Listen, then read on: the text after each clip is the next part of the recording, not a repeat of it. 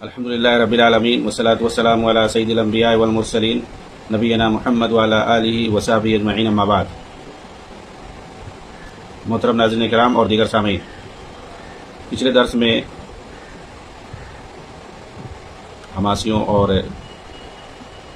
یہودیوں کے درمیان کس چیز پر لڑائی ہے اس کو لے کر بات ہو رہی تھی، اور یہ بتانے کی کوشش کی گئی تھی ان کے سربراہان کے اقوال کی روشنی میں کہ چونکہ یہ اخوان المسلمین کی ایک عسکری ونگ ہے، اور ان کے یہاں جیسا کہ ان کے سرگنوں نے واضح کیا ہے کہ ان کے اور یہودیوں کے درمیان کوئی دینی جھگڑا نہیں ہے، عقیدے کا کوئی جھگڑا نہیں ہے، بلکہ دنیاوی جھگڑا ہے، اور وہ بھی زمین کا جھگڑا ہے، جو کہ قرآن اور حدیث کے بالکل خلاف ہے۔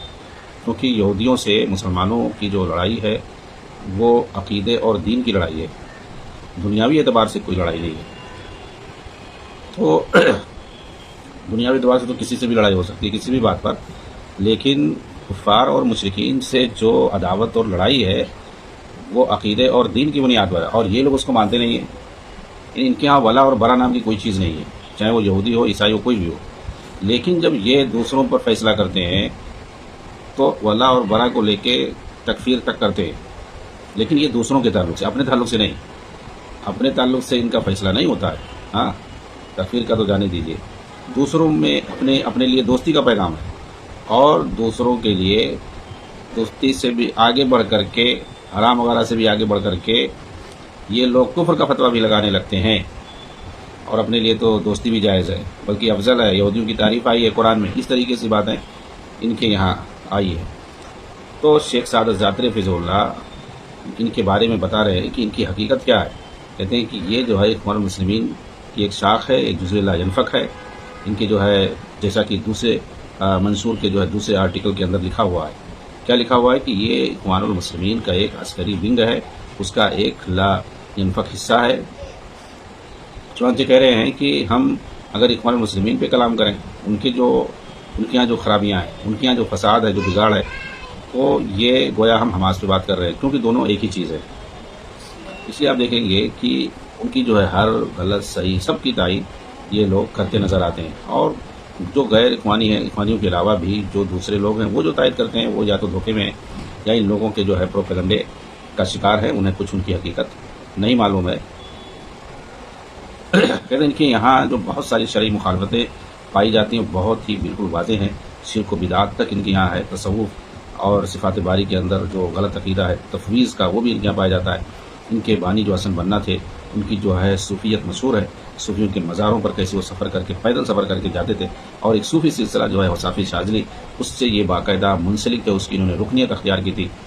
اور کہتے ہیں اس جماعت کے اندر توحید کی شان کو گھٹایا جاتا ہے، شرک پر خاموشی اختیار کی جاتی ہے، محفل میلاد یہ لوگ قائم کرتے ہیں، صوفیوں کی مجلسوں میں شریک ہوتے ہیں، مزاروں اور قبوں کی تعبیر کرتے ہیں۔ آپ دیکھیں اسماعیل ہنیہ جو بہت بڑا جو ہے ان کا رہنما گزرا ہے، وہاں ایران میں جا کر کے انتقال ہوا، وہ بھی جو ہے صوفیوں کی مجلسوں میں، میلاد کی مجلسوں میں باقاعدہ جو ہے شریک ہوتا تھا۔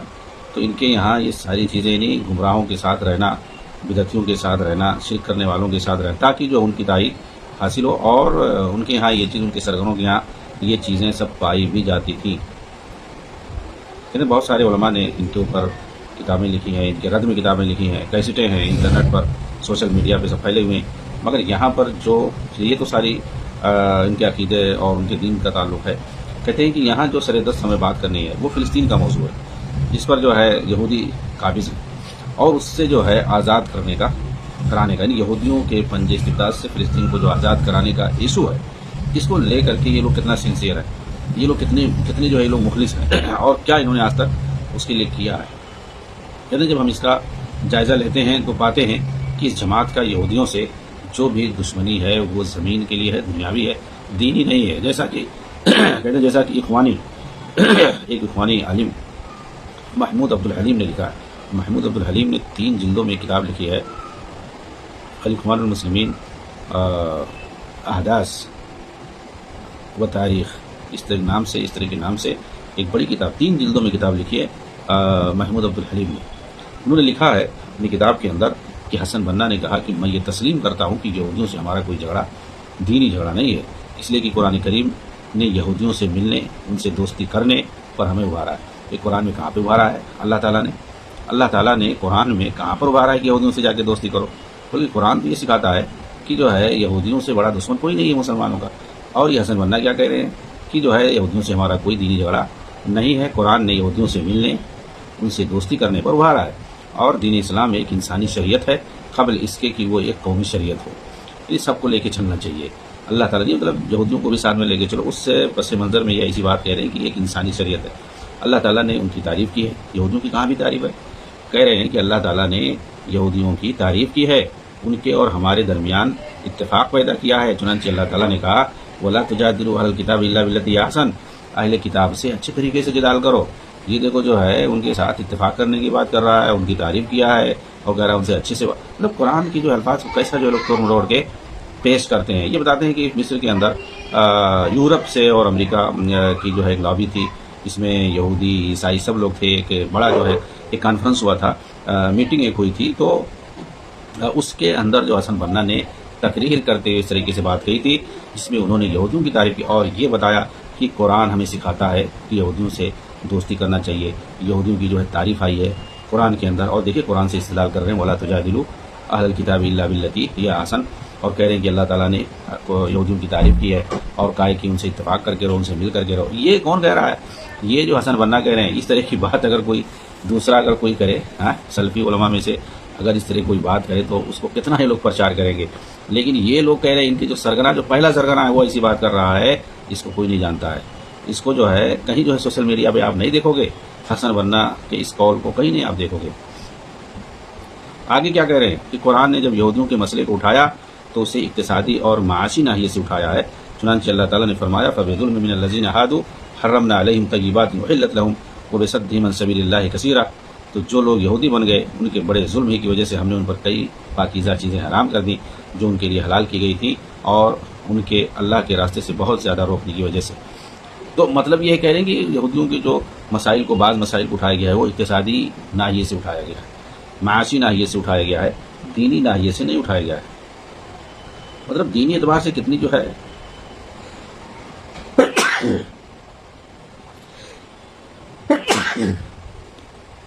الحمدللہ کتنی جو ان کی مذمت کی گئی ہے، یہ پوچھنے کی ضرورت نہیں ہے۔ یہودیوں کی اہل کتاب جو خاص طور سے بنی اسرائیل کی اتنی مذمت آئی ہے، ان کے مختلف جو ہے سماجی اور معاشی برائیوں کو ذکر کیا گیا ہے، مختلف طریقے سے ان پر لعن طعن کیا گیا ہے، اور یہ کہہ رہے ہیں کہ اللہ نے ان کی تعریف کی ہے۔ یہ ابن حسن بنا کے اقوال کو ذکر کرنے کے بعد یہودیوں کے تعلق سے جو لوگ کہہ رہے ہیں کہ ان سے جو ہمارا جھگڑا ہے وہ دنیاوی ہے، یعنی زمین کا جھگڑا، دینی جھگڑا ہمارا نہیں ہے۔ دینی اعتبار سے دیکھیں تو اللہ تعالیٰ نے ان کی تعریف کی ہے اور ان کے ساتھ کہا اچھے سے مل کر کے رہو، وَلَا تُجَادِلُوا أَهْلَ الْكِتَابِ إِلَّا بِالَّتِي هِيَ أَحْسَنُ۔ کیسے جو ہے آیتوں کو مروڑ کر کے، توڑ کر کے اپنے مقصد کی نکال کر کے پیش کر رہے ہیں اپنے یورپین اور امریکن جو ہے آقاؤں کے سامنے۔ اس طریقے سے کون حسن بنا اس طرح کی بات کہہ رہے ہیں؟ یہ ان کے اقوال کو ذکر کرنے کے بعد یہ فلسطینی جو مصنف ہیں شیخ سعد الزاتری حفظہ اللہ اپنی اس کتاب کے اندر حقیقت الجہاد فی فلسطین کے اندر کہتے ہیں کہ یہ تو بالکل قرآن کے صریح مخالف ہے، یعنی حسن بنا جو اس طرح کہہ رہے ہیں یہ تو قرآن کی جو صریح مخالف بات ہے، کیونکہ ہمارے اور یہودیوں کے درمیان جو دشمنی ہے اس کی بنیاد دین اور ایمان ہے، اور یہ کہہ رہے ہیں کہ دنیاوی ہے ہمارا ان سے جو جھگڑا ہے دنیاوی، دینی اعتبار سے کوئی جھگڑا نہیں، جبکہ اگر اصل میں دیکھا جائے، قرآن کو دیکھا جائے تو پتہ چلے گا تو دین اور ایمان ہے ہماری بنیاد۔ لَتَجِدَنَّ أَشَدَّ النَّاسِ عَدَاوَةً لِلَّذِينَ آمَنُوا الْيَهُودَ وَالَّذِينَ أَشْرَكُوا، یقیناً آپ ایمان والوں کا سب سے زیادہ، یعنی مومنوں کا سب سے زیادہ دشمن کس کو پائیں گے؟ یہودیوں کو پائیں گے، پھر اس کے بعد جو ہے مشرکین کو پائیں گے۔ تو سورہ مائدہ آیت نمبر 82 صاف صاف کہہ رہی ہے کہ جو ہے سب سے بڑے دشمن تمہارے کون ہیں؟ یہودی، دین کے اعتبار سے، دنیا کے اعتبار سے کون سے؟ ابن کثیر رحمہ اللہ اس آیت کی تفسیر کرتے ہوئے کہتے ہیں کہ یہودیوں کو مسلمانوں کا جو سخت دشمنی ہے مسلمانوں سے، اس کی وجہ یہ ہے کہ ان میں سرکشی اور ان کا سرکشی کا اور حسد کا مادہ زیادہ، اور جان بوجھ کر یہ لوگ کفر کرتے ہیں اور ضد سے ناحق پر یہ اڑے رہتے ہیں، حق کے مقابلے میں یہ بگڑ جاتے ہیں، حق والوں پر حقارت کی نظر ڈالتے ہیں اور انہیں بغض سے دیکھتے ہیں، ان کے خلاف بغض اور بیر رکھتے ہیں۔ یہ کیوں؟ دین کی وجہ سے نا، کہ ہمارے دین کا نہیں ہے تو اسے بغض رکھیں گے۔ تو وہ لوگ تو دینی اعتبار سے بغض رکھتے ہیں کہ وہ غیر یہود اس سے دشمنی رکھتے ہیں، کیوں؟ اس لیے کہ ان کے دین کا آدمی نہیں ہے، بلکہ وہ غیر یہود کو وہ جو ہے جانور سمجھتے ہیں، جی ہاں، چوپایا سمجھتے ہیں، اپنا خادم سمجھتے ہیں۔ کیوں سمجھتے ہیں ایسا؟ کیونکہ وہ ان کے دین کا نہیں ہے۔ ظاہر سی بات ہے، دینی اعتبار سے وہ لوگ جو ہے دوسروں کو غلط سمجھتے ہیں، نیچ سمجھتے ہیں، اور اپنا غلام سمجھتے ہیں، حقیر سمجھتے ہیں۔ یہ کیوں سمجھتے ہیں بھائی؟ دین کے اعتبار سے، کیونکہ وہ اپنے دین کو سب سے اونچا سمجھتے ہیں اور دوسرے کے دین کو گھٹیا سمجھتے ہیں، مسلمانوں کو تو سب سے پہلے۔ تو وہ تو دینی اعتبار سے دشمن سمجھتے ہیں اپنا، اور تم کہہ رہے ہو کہ دینی اعتبار سے ہمارا کوئی جھگڑا نہیں ہے۔ قرآن کہہ رہا ہے کہ سب سے بڑے دشمن ہیں تمہارے۔ آگے کہہ رہے ہیں کہ علم سے کورے ہیں علماء کی تعداد ان میں بہت ہی کم، ان کے یہاں علم ہی نہیں ہے۔ یہ قرآن کی کہیں ایک آیت کو دیکھ لیے اپنے حساب سے، بس اس کو فٹ کر لے، اس کا معنی پہنا دے، ان کے اندر علماء کہاں ہوتے ہیں؟ یہ خود جو ہے جس کو شریعت کہتے ہیں، احکام، شرعی احکام سے نواقف، کہیں پڑھائی نہیں کی، دارالمعلمین سے جہاں جو ہے دنیاوی علوم دیے جاتے ہیں وہیں پر انہوں نے پڑھائی کی، اور اس کے بعد جو 5-6 لوگوں کو لے کر کے جو جماعت بنائی تھی اخوان المسلمین، اس میں کون تھے؟ سب ان پڑھ تھے، ایک بھی پڑھا لکھا نہیں تھا، سب مزدور طبقہ کے لوگ تھے۔ انہی لوگوں کو لے کر کے انہوں نے اپنی جماعت بنائی، جی ہاں، 6-7 لوگوں کو، ایک بھی پڑھا لکھا انسان اس میں نہیں تھا۔ جن لوگوں کو لے کے کون سی جماعت بنی؟ دین کی تبلیغ کے نام پہ، جیسے تبلیغی جماعت والے ہوتے ہیں، ان پڑھوں کو لے کر کے گھومتے ہیں ادھر ادھر، ایسے جو حسن بننا نے 5-6 لوگوں کو، 7 لوگوں کو لے کر کے یہ تنظیم قائم کی تھی، اور یہ کہا تھا کہ ہم لوگ دین کی تبلیغ کریں گے، دین کی دعوت دیں گے، جی دین کے نام پہ انہوں نے یہ تنظیم قائم کی۔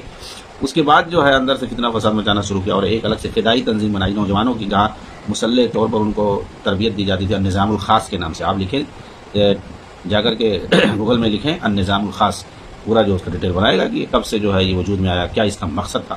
ظاہری طور پر یہ جو ہے ایک دینی تنظیم بناتے تھے، اس کی آفس الگ ہوتی تھی، سیاسی تنظیم ان کی الگ ہوتی تھی، اور ایک فدائی تنظیم ہوتی تھی۔ یہ ساری کہیں دین کے نام پہ بیوقوف بناؤ، نوجوانوں کو جو ہے برین واش کر کے وہ نظام الخاص میں، یعنی جو فدائی مسلح جو تنظیم ہوتی تھی اس میں ان کو شامل کیا جاتا تھا، اور دور پہاڑی علاقوں میں جا کر کے وہاں پہ نوجوانوں کو یہ لوگ ٹریننگ دیتے تھے۔ حسن بننا کے زمانے کی بات ہے، یہ سب نوجوانوں کو ٹریننگ کیوں دیتے تھے؟ حکومت کے خلاف استعمال کرنے کے لیے، بم دھماکوں میں استعمال کرنے کے لیے، حکومت سے لڑنے کے لیے، جی ہاں، بغاوت کرنے کے لیے، انقلاب لانے کے لیے، جیسا کہ یہ لوگ بولتے ہیں، جی ہاں، انقلاب یعنی جو موجودہ حکومت ہے اس کو جو ہے اکھاڑ کر کے پھینک دو، اس کے بعد اپنی حکومت قائم کرو۔ اس لیے جو ہے ان کے یہاں 2 متوازی تنظیمیں رہتی ہیں، ایک مسلح فدائی تنظیم جو خفیہ طور پر یہ بنا کے رکھتے ہیں، جو خاص ان کے جو ہے برین ماسڈ بالکل نوجوان ہوتے ہیں، ان کو جو ہے جب داعشی ذہنیت کی بنا دیتے ہیں تو ان کو جو ہے اس میں جوائن کرتے ہیں، اور ان کی جو ہے یہ لوگ مسلح جو ہے تربیت کرتے ہیں، جی ہاں۔ کہہ رہے کہ ان کے یہاں پہلے یہ علماء رکھتے ہیں اپنے بات، کیونکہ علماء جب رکھیں گے جو قرآن و سنت کے ماہر ہوں گے تو ان پر ہر وقت جو ہے تنقیدیں کریں گے، ہر وقت جو اعتراض کرتے پھریں گے، تو کہاں تک وہ لوگ برداشت کریں گے؟ اس لیے ان کے یہاں نہ علماء ہوتے ہیں، نہ یہ علماء کو رکھتے ہیں اپنے پاس۔ کسی بھی صحیح عالم کو جو کتاب و سنت کا ماہر ہو اس کو کبھی اپنی تنظیم اور جماعت میں رکھیں گے ہی نہیں، اللہ کہ وہ پہلے سے برین واشڈ ہو، اس میں شامل ہو، تھوڑا بہت بعد میں اس نے جو ہے دین کو حاصل کیا اس جماعت میں رہتے ہوئے، تو اس کی بات الگ ہے۔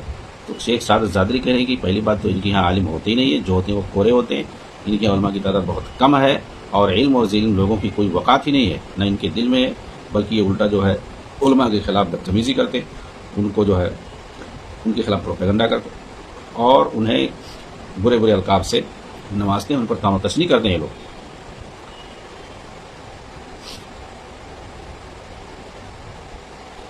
کہتے ہیں کہ یہ یہودیوں کی تعریف کر رہے ہیں حسن بننا، حالانکہ یہی یہودی ہیں جنہوں نے انبیاء علیہ السلام کا قتل کیا۔ خود کہہ رہے آخری رسول جناب محمد رسول اللہ صلی اللہ علیہ وسلم کے قتل کا بھی انہوں نے ارادہ کیا، اور ایک دفعہ نہیں بلکہ بار بار ان یہودیوں نے نبی صلی اللہ علیہ وسلم کے قتل کا ارادہ کیا ہے، اور یہی یہودی جن کی یہ تعریف کر رہے ہیں حسن بننا۔ آپ صلی اللہ علیہ وسلم کو زہر دیا انہوں نے، آپ صلی اللہ علیہ وسلم پر جادو کیا انہوں نے، اور اپنے جیسے بدباطن لوگوں کو اپنے ساتھ ملا کر نبی کریم صلی اللہ علیہ وسلم پر حملے کیے گئے، منافقوں کو ملا کر کے، لیکن اللہ تعالیٰ نے ہر مرتبہ انہیں نامراد اور ناکام کیا۔ انہوں نے مشرکین عرب کو بھی نبی صلی اللہ علیہ وسلم کے خلاف ابھارا اور لڑائی کرنے پر آمادہ کیا۔ اللہ تعالیٰ کی لعنت ہو ان پر، اور یہ لعنت قیامت تک جاری رہیں۔ تو ان مردودوں سے، ان یہودیوں کے بارے میں کہتے ہیں کہ قرآن نے ان کی تعریف کی ہے، اللہ نے کہا ان سے مل کر کے رہو، ان سے دوستی کرو۔ کون کہہ رہا ہے؟ حسن بننا کہہ رہے۔ یہ ساری باتیں اگر کوئی سلفی عالم کہہ دے تو روزانہ اس کو جو ہے یہ لوگ پھیلائیں گے اور لکھیں گے، ارے سلفی عالم تو ایسے ہیں، یہ یہودیوں کے دوست ہیں، یہودیوں کے ایجنٹ ہیں، اور کیا ہے، پورا جو ہے ٹیگ لگائیں گے، اور پتہ نہیں کافر مرتد کہہ دیں تو کچھ صبح نہیں۔ لیکن ان کا جو سرگنا سب سے پہلا حسن بننا، وہ اس طرح کی بات کہتا ہے، سر عام یہودیوں کے سامنے کہتا ہے، تاکہ ان سے جو ہے تقرب حاصل ہو جائے۔ جی ہاں، انہیں جو انگریزوں نے ان کے جو ہے تنظیم کو قائم کرنے کے لیے 500 روپیہ دیا تھا باقاعدہ. 500 روپیہ اس وقت دیا تھا سن جو ہے 1928 کے اندر. 500 روپیہ بہت بڑی بات ہے. پونڈ، وہ بھی پونڈ ہے. تو بنانے کے لیے اسماعیلیہ نامی جگہ میں جو تنظیم انہوں نے پہلے قائم کی ہے، بعد میں قاہرہ میں آئے، تو وہاں پر اس تنظیم کو بنانے کے لیے انگریزوں نے 500 روپیہ ان کو دیا تھا. کہتے ہیں کہ آگے اور دیکھیں یہودیوں کے بارے میں اللہ تعالیٰ نے کیا فرمایا، جن کی یہ لوگ تعریف کر رہے ہیں. احمد یاسین تعریف کر رہے ہیں، اسی طرح سے حسن بننا تعریف کر رہے ہیں. جی ہاں، اور آپ کو تعجب ہوگا یہ یوسف قرضاوی وغیرہ سب تعریف کر کے گئے. تو بہرحال اس ڈیٹیل میں ہمیں نہیں جانا ہے. یہاں پر حسن بننا اور احمد یاسین کے قول کو انہوں نے ذکر کیا ہے کہ یہودیوں کے تعلق سے ان کی جو سوچ ہے اور لوگوں کو کیسا یہ لوگ گمراہ کرتے ہیں، دوسروں کو جو اسرائیل کا ایجنٹ بتاتے ہیں، دوسروں کو اسرائیل کا دوست کہتے ہیں، اور ان کی اپنی حالت کیا ہے. تو مطلب یہ کیسے جو ہے لوگوں کے جذبات سے کھیلتے ہیں اور جدھر چاہتے ہیں ویسا گھماتے ہیں. ان کو کوئی جواب دینے والا نہیں ملتا ہے. یہودیوں کے بارے میں کہتے ہیں کہ قرآن آئیے دیکھتے ہیں کیا کہتا ہے. ایک تو قول انہوں نے ذکر کیا اللہ تعالیٰ کا کہ یہودی جو ہے یہ مومنوں کے سب سے بڑے دشمن ہیں. اس کے بعد آگے جو اللہ تعالیٰ نے ذکر کیا وَلَن تَرْضَ عَنْكَ الْيَهُودُ وَلَا النَّصَارَىٰ حَتَّىٰ تَتَّبِعَ مِلَّتَهُمْ قُلْ إِنَّ هُدَى اللَّهِ هُوَ الْهُدَىٰ قُلْ إِنِ اتَّبَعْتَ أَهْوَاءَهُمْ بَعْدَ الَّذِي جَاءَكَ مِنَ الْعِلْمِ مَا لَكَ مِنَ اللَّهِ مِن وَلِيٍّ وَلَا نَصِيرٍ. کہ جو ہے یہ یہودی یہ عیسائی کبھی نہیں آپ سے خوش ہوں گے جب تک کہ ان کی ملت کی، ان کے دین کی آپ پیروی نہ کر لیں، ان کے تابع نہ ہو جائیں. تو یہاں تو اللہ تعالیٰ نے کہہ دیا یہ کبھی جو آپ سے خوش نہیں ہو سکتے، کہاں سے دوستی بھی کوئی کرے گا. اور ایک جگہ اللہ تعالیٰ نے فرمایا یا ایھا الذین آمنوا لا تتخذوا اليهود والنصارى اولیاء بعضهم اولیاء بعض. یہاں تو اللہ تعالیٰ نے باقاعدہ حکم دیا کہ یہود و نصارہ کو اپنا دوست مت بناؤ، وہ آپس میں ایک دوسرے کے دوست ہیں. ومن یتولہم منکم، اگر کوئی انہیں اپنا دوست سمجھے گا فإنہ منہم، تو وہ بھی اسی طرح سے ہوگا. تو یہ حسن بننا بھائی کام ان کے یہاں یہ آیت نہیں تھی، یا نہیں سمجھتے تھے؟ ان کے سامنے یہ آیت غائب تھی کیا؟ وہ کہہ رہے کہ جو ہے ان سے جو ہے دوستی کرنے پر اللہ نے ابھارا، ان سے دوستی کرنا چاہیے، ان سے مل کر کے رہنا چاہیے. تو یہ تو آیت کیا کہہ رہی ہے بھائی؟ قرآن تو صاف صاف کہہ رہا ہے. اللہ تعالیٰ نے کیا کہا لا تتخذوا اليهود والنصارى اولیاء، یہود و نصارہ کو دوست نہ بناؤ، وہ آپس میں ایک دوسرے کے دوست ہیں. ومن یتولہم منکم، تم میں سے جو انہیں دوست بنائے گا فإنہ منہم، انہی میں سے ہوگا. اچھا یہ آیت یہ لوگ پڑھتے ہیں لیکن کیا دوسروں کے لیے، اپنے لیے نہیں پڑھتے ہیں. اپنے لیے مطلب اس آیتوں کو اور ویسی بھی غلط آیت ہے، کہیں ایسی آیت نہیں ہے کہ جو ہے جس میں یہودیوں سے دوستی کرنے کے لیے کہا گیا ہو. وَلَا تُجَادِلُوا أَهْلَ الْكِتَابِ إِلَّا بِالَّتِي هِيَ أَحْسَنُ، وہ تھوڑی سا ہے. وہ تو بھائی مناظرہ کرنے کے وقت ہے، دینی اعتبار سے کچھ گفتگو اور بات کرنے کے وقت ہے کہ جو ہے بہتر انداز میں بات کیا تاکہ آدمی کو سمجھ میں آئے. یہ تھوڑی کہا کہ ان سے دوستی کرو، ان سے مل جاؤ. بغض جو دینی بغض ہے، عقیدے اور دینی اعتبار سے جو بغض رکھنا ہے وہ تو رکھا جائے گا. ان کے کفر اور شرک سے برات کا اظہار کیا جائے گا. جی ہاں، اور ان سے نفرت کی جائے گی، ان کے دین سے اور ان سے سب سے. یہاں تھوڑی دوستی کرنے کی بات ہے. قرآن صاحب کہہ رہا ہے کہ جو ان سے دوستی کرے گا انہی میں سے ہو جائے گا. قرآن میں یہ بھی ہے کہ یہودی لوگ جو ہے یہ جبریل علیہ السلام سے دشمنی کرتے تھے. چنانچہ قرآن کے اندر ان پر رد آیا ہوا ہے قل من کان عدوا لجبریل فإنه نزل على قلبك. تو یہاں پر کہا گیا ہے کہ جو جبریل کا دشمن ہے اس سے کہہ دو. کون جبریل کا دشمن؟ یہودی جبریل کا دشمن تھے. وہ کہتے تھے کہ یہ اللہ کے دشمن نعوذ باللہ. کیا ان سب کے بعد بھی ہم مسلمانوں کے لیے کہنا جائز ہے کہ یہودیوں کے ساتھ ہماری دشمنی صرف زمین کی وجہ سے، نہ کہ دین کی خاطر؟ اگر وہ ہماری زمینیں ہمیں واپس کر دیں تو ہم یہ دشمنی ختم کر، یہ دشمنی بھی ہماری ختم ہو جائے گی. دنیاوی اعتبار سے جو دشمنی پائی جا رہی ہے زمین کے لیے، اگر وہ ہماری زمین دے دیں تو دوستی دنیاوی اعتبار سے بھی ختم، اور دینی اعتبار سے تو ہے ہی نہیں. اس طریقے سے دینی اور دنیاوی ہر اعتبار سے ہمارے بھائی ہو جائیں گے. جسے قرآن میں انما المسلمون اخوہ، مسلمان ایک دوسرے میں بھائی ہے، تو اس طریقے سے یہودی بھی ہمارے بھائی ہو جائیں گے. کیا بڑی بات ہے بھائی. یہ ہے ان لوگوں کا دین، یہ ان کا منہج اور عقیدہ ہے یہودیوں کے تعلق سے. اور دوسروں کو آتے ہیں گیان دینے کے لیے کہ تم لوگ جو ہے یہودی ہو، یہودیوں کے دوست ہو. ان کے جو ہے سرگناہوں کا یہ حال ہے. تو یہ لوگ، ان لوگوں کا کیا حال ہے، ان لوگوں کی کیا پوزیشن ہوگی، اور یہ لوگ کس کھیت کے بیت میں کہ زمینیں ہماری واپس کر دے. قصہ ختم ہے. زمین میں کیا رکھا ہوا ہے؟ زمین کیا چیز ہوتی ہے بھائی؟ زمین تو رہ جائے گی، آدمی تو چلا جائے گا. عقیدہ اور توحید جائے گا، آدمی کا توحید اس کے ساتھ جائے گا، اس کا عقیدہ جائے گا. اور قرآن اور حدیث میں یہودیوں کے تعلق سے جو بات کہی ہے اس تعلق سے آدمی عقیدہ رکھے گا تو پھر اس کے لیے نجات ہے. آگے کہہ رہے ہیں شیخ سعد الزادری فضل اللہ کی افسوس ہے کہ یہی فاسد عقیدہ اخوانیوں کے تمام پیروکار رکھتے ہیں. کون سا فاسد عقیدہ؟ کہ یہودی ہمارے بھائی ہیں، کہیں جو ہے ان سے دینی اعتبار سے دشمنی کا حکم نہیں ہے. کہہ رہے ہیں کہ یہ کون کہہ رہا ہے؟ شیخ سعد الزادری فضل اللہ کہہ رہے ہیں کہ یہ جو ہے اکثر اخوانیوں کا یہی جو ہے عقیدہ ہے، اور اسے لوگوں کے درمیان یہ پھیلاتے ہیں. چنانچہ یہ اخوانی یوسف قرضاوی کہتا ہے یہودیوں کے ساتھ ہمارا جہاد اس وجہ سے نہیں ہے کہ وہ یہودی ہیں، اور نہ ہم یہ عقیدہ رکھتے ہیں کہ ان کے یہودی ہونے کی وجہ سے ہم ان سے لڑ رہے ہیں. ہم یہودیوں سے عقیدے کی خاطر نہیں لڑ رہے ہیں، ہم ان سے زمین کی خاطر لڑ رہے ہیں. یہ کہہ رہے ہیں کون؟ یوسف قرضاوی. اور اسی طرح سے کافروں سے ہم قتال اس لیے نہیں کرتے ہیں کہ وہ کفار ہیں، بلکہ ہم ان سے قتال اس لیے کرتے ہیں کہ انہوں نے ہماری زمینوں پر قبضہ کیا ہے اور ہمارے گھروں کو ناحق ہم سے چھینا ہے. جی ہاں، اس کا حوالہ موجود ہے، مجلہ الرایا، شمارہ نمبر اتنا، تاریخ جو ہے 25 جنوری 1995. یہ ان کا بیان ہے. کس کا؟ یوسف قرضاوی کا. کہ ہم یہ یہودیوں سے جو لڑائی ہماری چل رہی، ہماری کس کی؟ مطلب حماس کی. وہاں تھوڑی اخوانی، وہاں کون ہے؟ وہاں حماس ہے. انہوں نے فتویٰ پوچھا تھا مسجد ابن تیمیہ کے بارے میں، جہاں کے لوگوں نے کہا تھا کہ بھائی تم لوگوں کو ووٹ ہم نے دیا ہے. ووٹ دیا جائز بات، حق رکھتے ہیں. بھائی جمہوری سسٹم یہ ہوتا ہے، ووٹ دیا ہے تو آدمی پوچھ سکتا ہے اپنے نیتا سے کہ بھائی تم نے یہ وعدہ کیا تھا کیوں نہیں کیا، تم نے شریعت نافذ کرنے کا وعدہ کیا تھا تو کیوں نہیں کیا. لیکن یوسف قرضاوی سے انہوں نے فتویٰ پوچھا کہ بھائی یہ لوگ تو جلدی میں جا رہے ہیں، کیا کیا جائے؟ کہا مار دو ان کو، بھون دو ان کو. پورا جو ان لوگوں کو بھون دیا، گولی چلا دی پوری مسجد کے اندر، مسلموں کو مار کر کے ختم کر دیا. مسجد کے اندر گولی چلائی کس نے؟ اخوانی حماسیوں نے. اور سب کو جو ہے قتل کر دیا اسی مسجد کے اندر. یہ کون ہے؟ یہ حماسی ہیں. جی ہاں، یہودیوں کے سامنے تو چوہا بن جاتے ہیں، سرنگوں میں بھاگ جاتے ہیں، اور مسلمانوں کو کیسا یہ لوگ مارتے ہیں. یہ لوگ کیا کہہ رہے ہیں کہ ہم زمین کے لیے لڑ رہے ہیں، ہم ان سے جو ہے ان کے کفر اور عقیدے کی بنیاد پہ نہیں لڑ رہے ہیں. حالانکہ جو ہے یہودیوں سے اصل لڑائی ان کے کفر اور دین کی وجہ سے، ان کے کفریہ اور شرکیات دین کی وجہ سے ہے. ان سے جو دشمنی ہے ان کے کفر کی وجہ سے. بھائی بالکل کوئی بھی ہو، اگر کوئی کفر اور شرک پر ہے تو اس سے ہماری دشمنی ہے. اگر وہ کفر اور شرک سے توبہ کر کے ایمان لے آئے، ہماری دشمنی ختم ہو جائے گی، وہ ہمارا بھائی ہو جائے گا. لیکن ان لوگوں کا اخوانیوں کا اپنا الگ عقیدہ ہے. جی ہاں، اسی لیے انہوں نے کہا کہ اکثر اخوانی یہی عقیدہ رکھتے ہیں. آگے کہہ رہے ہیں کہ کس قدر تعجب ہے، وہ اس طرح عقیدہ رکھتے ہیں مگر انہیں معلوم ہے کہ دوسری طرف یہود دین اور عقیدے کی خاطر لڑ رہے ہیں. وہ یہودی جو لڑتے ہیں وہ اسے مقدس جہاد کہتے ہیں اور اسے دین کی خاطر لڑتے ہیں. وہ لوگ جو لڑ رہے ہیں مسلمانوں سے، دین کی خاطر لڑ رہے ہیں. اور ان کے پاس کہہ رہے ہیں کہ دینی نصوص ان سے وہ استدلال کرتے ہیں. اور یہ لوگ حماسی کیا بول رہے ہیں کہ ہم جو ہے دین کی خاطر نہیں لڑ رہے ہیں، خود انکار کر رہے ہیں. اور یہ لوگ تو بھائی مجاہد کسے کہتے ہیں؟ جو دین کی خاطر لڑے، وہی مجاہد ہے، وہی شہید ہے. ورنہ شہید تو سب کافر ملکوں میں بھی جو بھی سرحد پہ آدمی مرتا ہے سب کو لوگ شہید بولتے ہیں. کفار بھی اپنے آدمی کو شہید بولتے ہیں. اپنے جو ہے ملک کی حفاظت میں اگر کوئی مرتا ہے تو سب شہید مانے جاتے ہیں، سب بولتے ہیں اپنے حساب سے. تو یہ لوگ بھائی، حالانکہ مجاہد اور شہید کون ہے اصل؟ جو دین کی سربلندی کے لیے لڑائی کرے، اور وہ بھی کفار سے لڑائی کرے دین کی سربلندی کے لیے، کلمہ توحید کی سربلندی کے لیے، دین کی خاطر اور اللہ کی جو ہے توحید کی خاطر. اور یہ خود انکار کر رہے ہیں کہ ہم جو ہے دین ان کی خاطر نہیں لڑ رہے ہیں، عقیدہ کی خاطر نہیں لڑ رہے ہیں، ہم تو جو ہے اپنی زمین کی لڑ رہے ہیں. یوسف قرضاوی کا بیان ہے، حماس کے جو ہے لیڈر جو ہے احمد یاسین کا بیان ہے، سب کا بیان موجود ہے.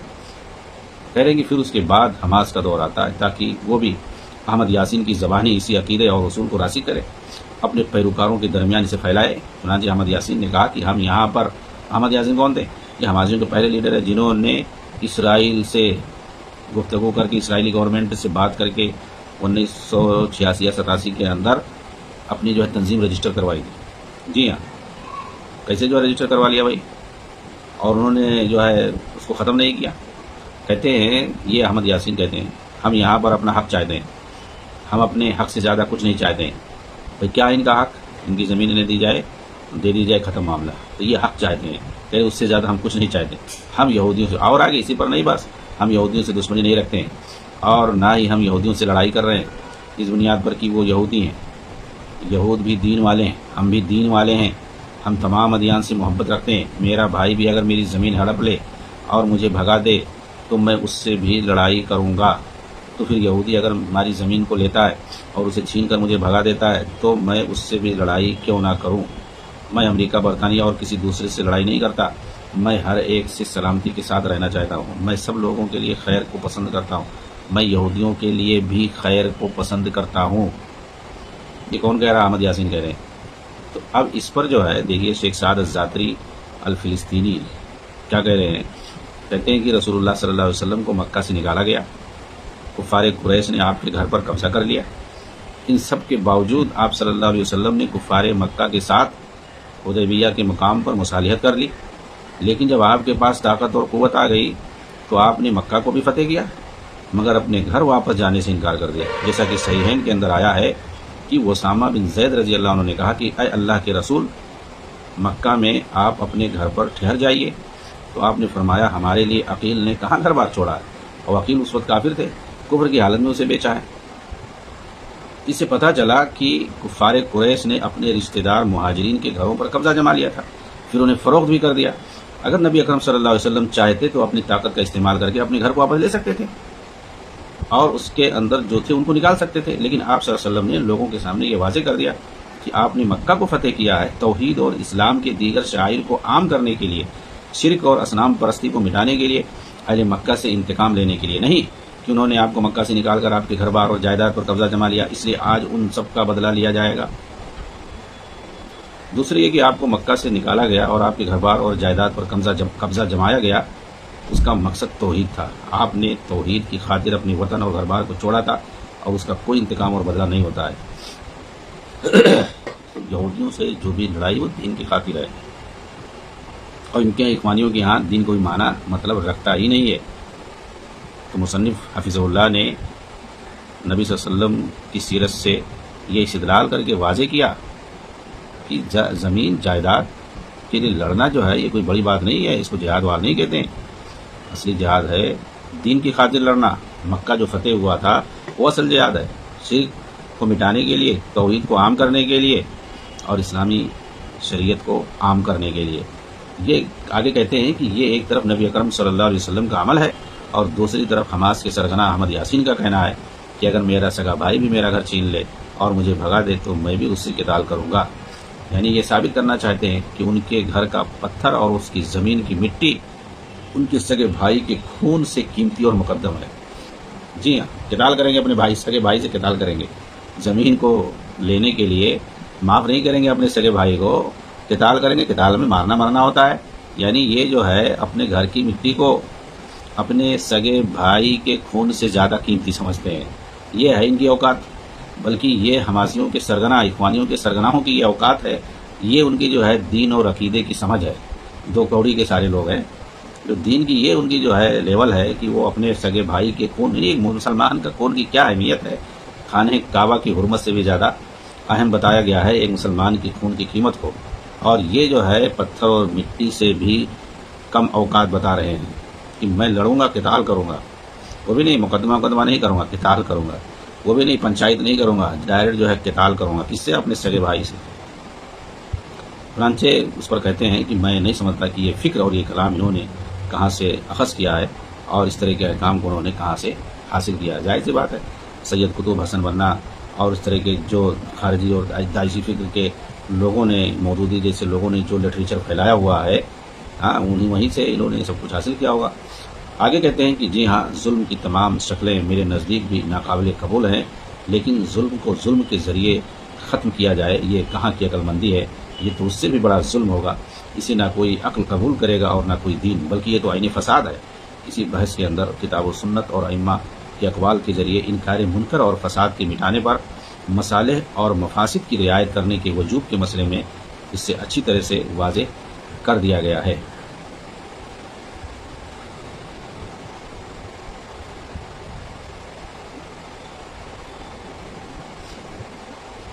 ایک لمبی بحث ہے، انشاءاللہ اس پر مزید باتیں اگلے درس کے اندر آئیں گی اور اس کو تفصیل سے بتایا جائے گا۔ السلام علیکم ورحمۃ اللہ وبرکاتہ۔